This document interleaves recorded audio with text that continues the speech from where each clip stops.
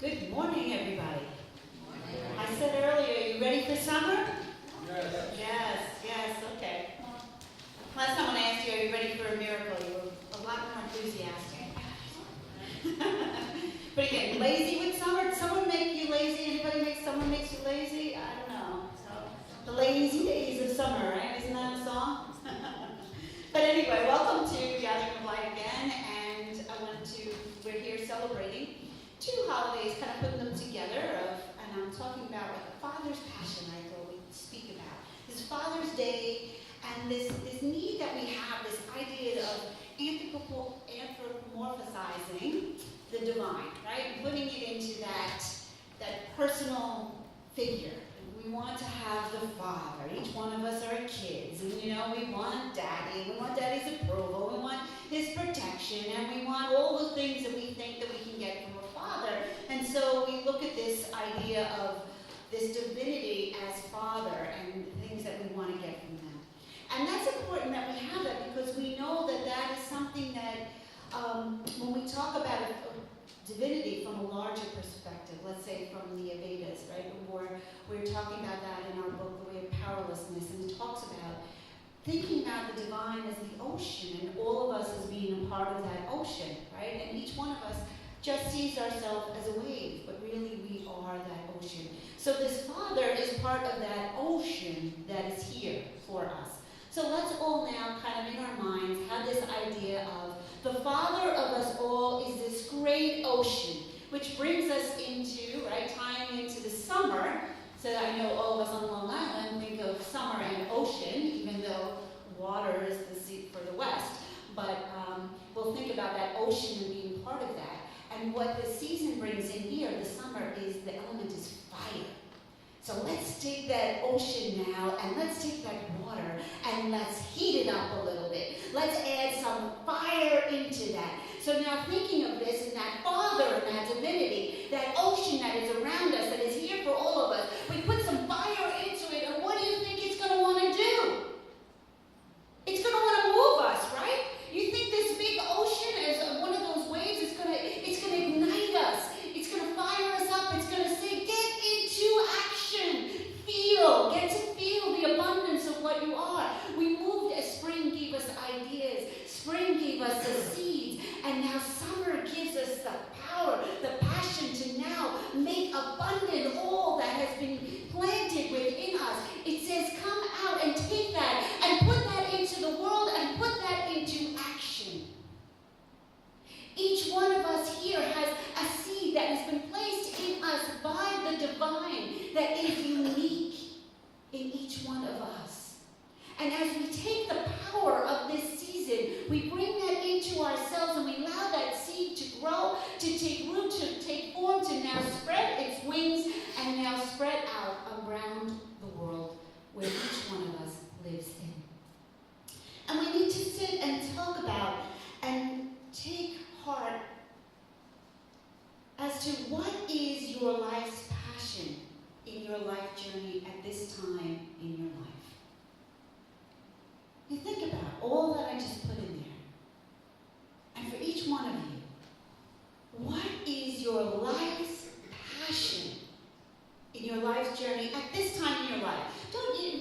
Stop going to that every, all or nothing thing. And we can have parts of our lives, right? In different stages of our lives, different times of our lives, where we can do different things with our lives. It's not an all or nothing thing.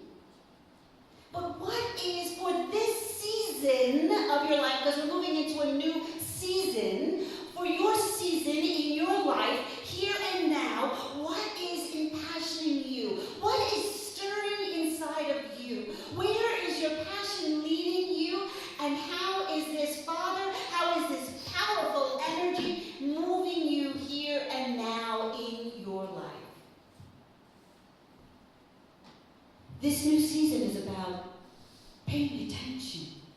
As the seasons change, they remind us that change is upon us always.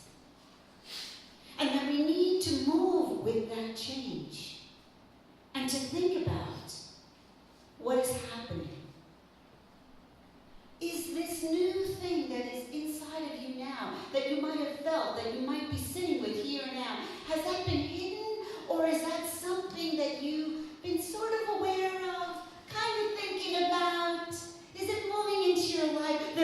no coincidence of this. What we do when we're trusting and when we're committed to moving on the spiritual path, to continue to walk the journey, is that we allow these energies to change us, to move us, to mold us. So let us be aware of them now. Let us bring them up into our awareness in a way where we're going to make them become alive.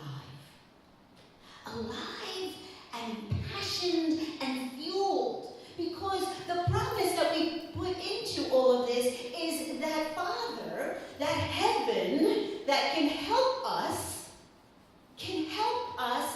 activate, can help us put into action all of these ideas and plans that we've had germinating inside of us.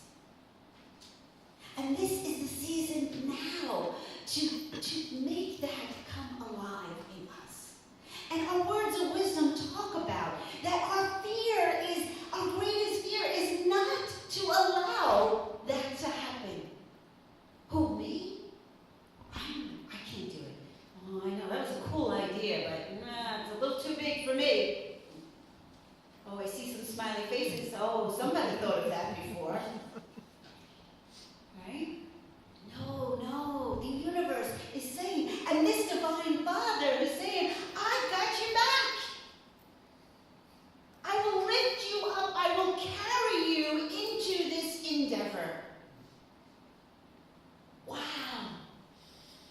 Isn't that amazing? To live your life as if you are being held by the divine. It's an awesome, awesome move.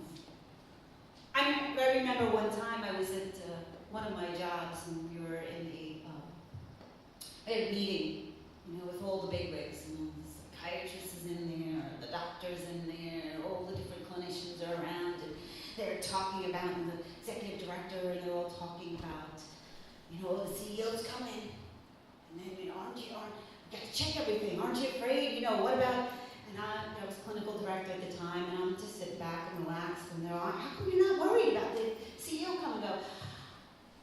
I have a different boss. I have a different boss. I have a different Father.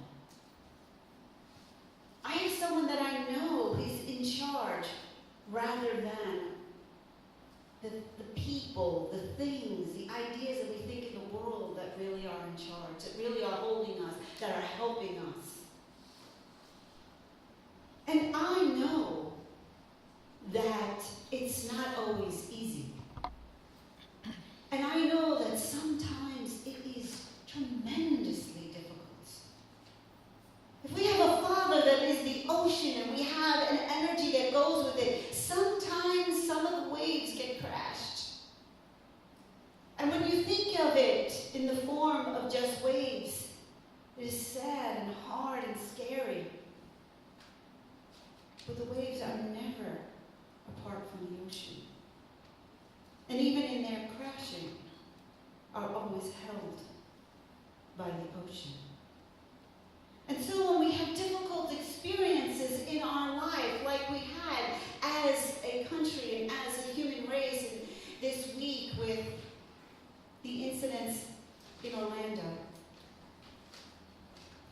we can think about that on an individual basis, but we can also think about that on the larger scale of all of us coming together and helping each other and being there for each other and trusting in that higher cause and that higher power that will hold us all and never stops holding any of us in any form that any of this takes. And so, with anything that happens in the world, we have to continue to go back to and say, we have to trust in what is our light. What is our highest good? What is that thing that I can do that can reach out into the world? And a lot of times, it's very simple things of our everyday behaviors.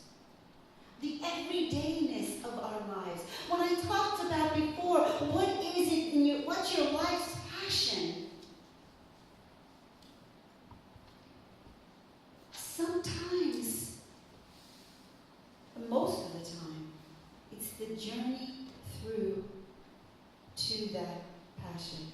And as that passion is being made manifest, who are the people that we're meeting? How are our interactions with each other?